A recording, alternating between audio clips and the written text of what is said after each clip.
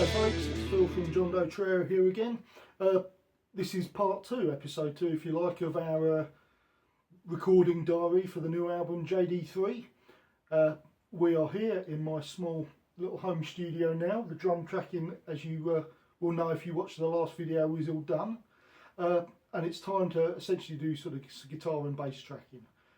Before we do it, I just want to show you essentially the way that we start the process really. So if I just tilt the camera around slightly, you'll see my little DAW, digital audio workstation. I use Logic Pro. So before any of the official recording process actually starts, I will sit in here as though I write the songs and attempt to arrange them to a degree. The guys obviously put their take on bits and pieces, and I will produce essentially using MIDI instruments, some live recorded stuff like guitars and vocals and things like that, essentially a demo track of that song, which I will then send off for Paul, for example, to learn the drum part to.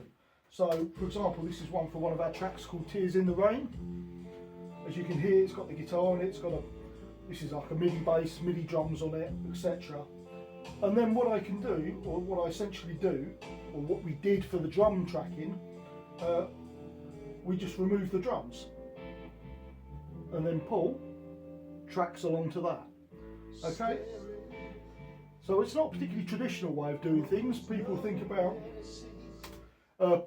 essentially guys just getting into a studio, all playing around together and having a great time, but it is a very efficient way of doing things, and dare I say, a slightly cheaper way of doing things, and with modern equipment like this, a very comfortable way of doing things and a very modern way of doing things. So that's how we're doing it.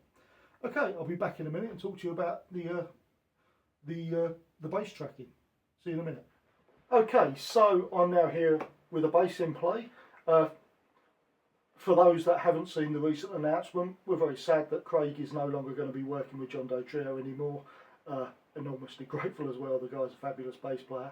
But while we're in sort of limbo, we have a couple of guys coming on board for the parts of the tour, and then we've got a permanent replacement lining up. Watch this space for further information on that.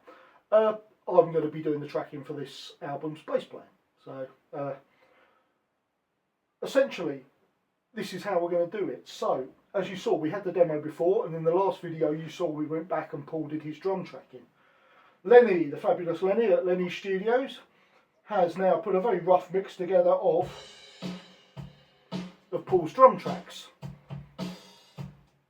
Okay, so he hasn't put all the bells and whistles on it and sort of run it through the various compressors, gizmos and whatever other stuff you do with drum tracking, with drum recording, which is beyond my pay scale frankly. But it is a solid take that we're going to use for the actual album. So what that allows me to do is to now here, using my trusty bass, lovely little Marcus Miller that I play, other basses are available, and I run through a Line 6 Helix for the recording of this album. Essentially I could just lay down my bass part in the comfort of my own little home studio here. So I'm going to run a take for you now. So let's see what happens.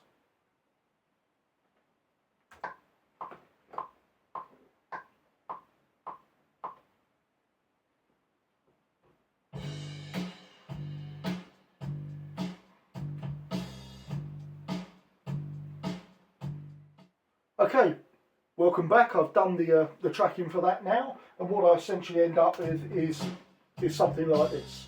So I've got the bass down now, the drums obviously still there, and what I'll do, I'll simply get rid of those, give the raw bass track back to Lenny at Lenny Studio, and he will reassemble it when it comes to mixing, so we've got the full band ready to go.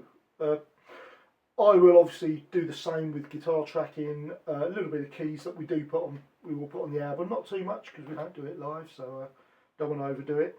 And then it'll be back actually into the studio for vocals, because it's something that does need to be done in a proper studio setting. Now, that's pretty much all for this, so please do keep an eye out for the next episode of the recording diary, of the album recording diary, which will be to do with guitar tracking. I will show you what I'm doing there and a little bit around my setup, around my equipment and things like that. So that should be great. The easiest way to keep up to date with that is to press that subscribe button and subscribe to the John Day Trio YouTube channel. Please do also keep up to date with our other socials, Facebook, Instagram, etc., all the usual suspects. And please don't forget to get those tickets bought for the album launch, 6th of February at the Bourne Music Club in Sittingbourne. The general sale is most definitely now on, so please snap those up while you still can. Thank you very much for watching, and I'll see you again very soon. I've got some more bits and pieces to be getting on with. So, see you later. First king of Texas, no one's gonna take his crown. He's the first king of Texas.